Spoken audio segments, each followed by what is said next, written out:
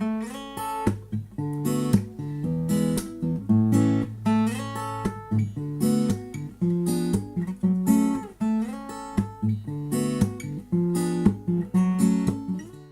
two of my learning assessment, and I'm looking at where I'm at now in terms of social media, specifically in relationship to the 5 pillars. And I would say that I'm just definitely much more confident and secure in the areas of knowledge, skill, practice, and policy. And that I passionately believe, and perhaps believe more strongly now than I did before, that teachers must take a leading role in teaching and demonstrating, modeling responsible social media use. As stated by Henksler in Digital Professionalism and Digital Footprints, while many people are fearful of using social media or revealing any information online, there are great benefits. Technologies such as social media allow us to connect with audiences in a timely fashion, allow us to listen to feedback and make adjustments, connect with interesting individuals, organizations, get help or support, and build personal and professional learning networks. Social media connects us to resources and networks in an unprecedented fashion and allows us to connect with audiences beyond our initial plans. And I think it's that sort of unexpected benefit that comes from my experiences with using social media type programs and adopting those types of tools into my teaching and my learning, that I've had such strong positive feedback, and I feel like I'm on the tip of something great. I'm more excited now with my teaching than I've ever been, and these new tools that just seem to be developing at an exponential rate are a big part of that.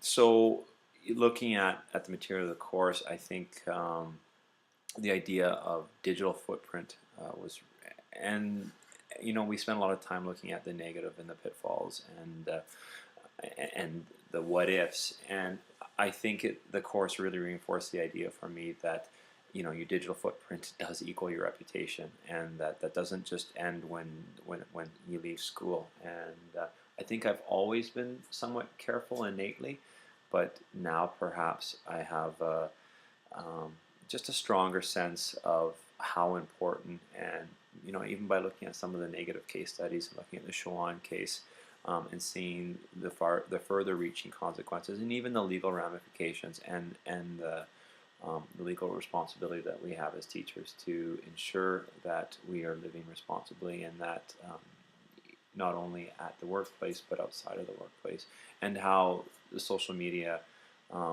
it does in a sense invade our privacy and allow for mistakes to be made forever, I suppose. So with that in mind, I'd like to refer to Justin Tartt's quote. He writes, "Social media is a tool, and tools don't make bad decisions." And I think that kind of comes back to why we need to lead the way in teaching, because ultimately we are our own worst enemies.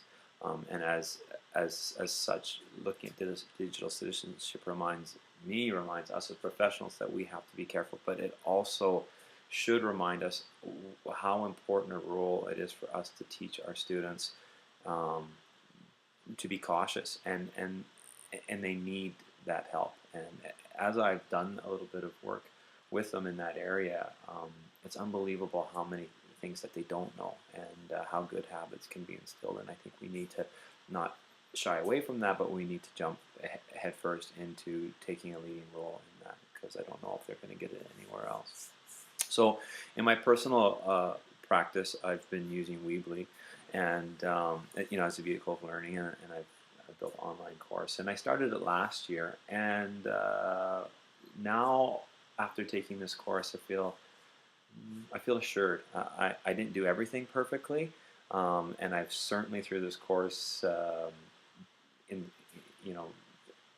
kind of changed a few things. I've kind of reinforced a few things. I've definitely added more of a learning aspect. My introduction to social media, the Weebly tools are much more thorough. I spend more time teaching and posting students information on privacy, excuse me, protection of privacy, and just that educational, that pre-educational tool, and that check-in tool, and Even permission slips mine is definitely bulked up from what it originally was. So I feel very um, much more comfortable than I did before, where I was kind of bumping around in the dark. Now um, I don't feel perfect. I mean, I still think that we're not given enough support at the school, district, or provincial level.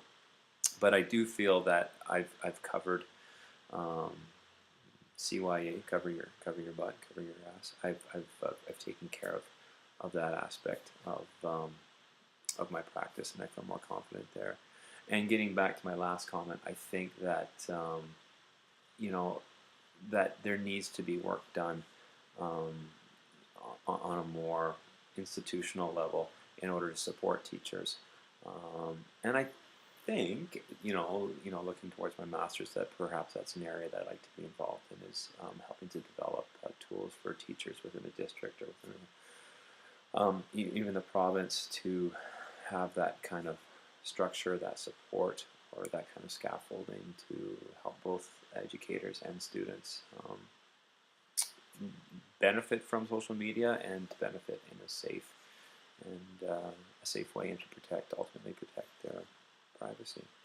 And then finally, I think that maybe the last lesson here was the idea of the digital divide, and ensuring equal access, and making sure that the most marginalized groups in our societies are not left behind. And just referring to Fritz Panicook's article, Cyber Imperialism and the Marginalization of Canada's Indigenous People. He writes, as the first world becomes increasingly connected, those who do not have access to its cyber resources will be increasingly marginalized and become victims of yet another revolution. And again, I think it's really up to educators to ensure that this digital divide doesn't become wider, that we put systems in our school to ensure equal access to students,